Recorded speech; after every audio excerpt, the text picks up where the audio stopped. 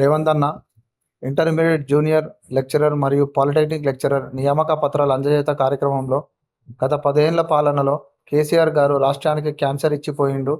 బాహర్ share అని అందరు పరేషానే అన్నారు. సరే, నిజమే అనుకుందాం. రేవంత్ అన్న ప్రభుత్వం తానా రూపాయి మిగులుతలేదు. సరే, ఉద్యోగ ఉపాధ్యాయులకు కేవలం డిఏ మరియు పిఆర్సీ బకాయిల సమస్య.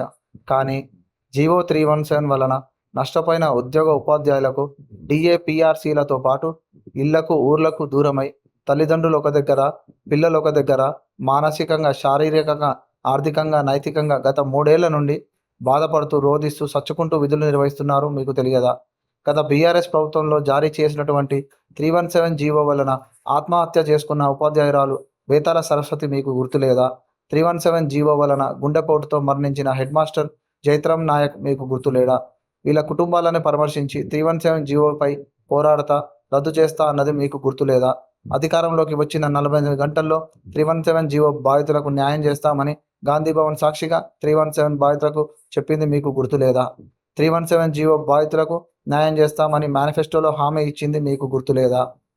ఇప్పటికీ 317 వలన, ప్రయాణాల వలన కుటుంబాలకు, పిల్లలకు, భార్యాభర్తకు దూరమై మానసిక క్షోభ అనుభవిస్తూ ప్రమాదాలకు గురై వివిధ ఆరోగ్య సమస్యలు వచ్చి గుండెపోటుతో రకరకాలుగా దాదాపు 30 మంది చనిపోవడం జరిగింది. మీ ప్రభుత్వంలో కూడా నిన్నగాక మొన్న సంతోష్ కుమార్ అనే ఉపాధ్యాయుడు 317 వలన ఇంటికి, కుటుంబానికి, పిల్లలకు దూరమై మానసికంగా తట్టుకోలేక ఆత్మహత్య చేసుకున్నాడు. సీఎం గారు, సమస్య పూర్వపరాలు తెలిసిన మీరు ఇంకా జాప్యం చేయడం తగదు. జాతి నిర్మాతలు ఒక్కొక్కరు పోతుంటే సమాజానికి మంచిది కాదు. మిమ్మల్ని అధికారంలోకి తెచ్చాము, మమ్మల్ని మా జిల్లాలకు సత్వరం పంపండి. ఇది ఆర్థిక అంశం కాదు, రాజకీయ అంశం అంతకన్నా కాదు, కేవలం పాలనాపరమైన నిర్ణయం.